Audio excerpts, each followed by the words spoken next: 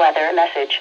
The National Weather Service in Cleveland has issued a severe thunderstorm warning for northeastern Crawford County, western Huron County, eastern Seneca County, until 4:45 p.m. Eastern Daylight Time.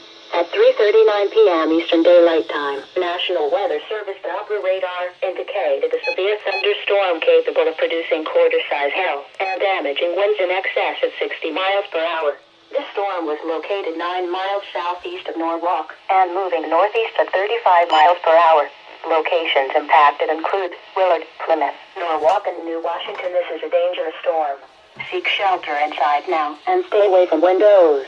Please report hail and strong winds to the National Weather Service by calling toll-free 877-633-6772 when you can do so safely. Repeating, a severe thunderstorm warning has been issued until 4:45 p.m. Eastern Daylight Time for the following counties in Ohio: Crawford, Huron, and Seneca.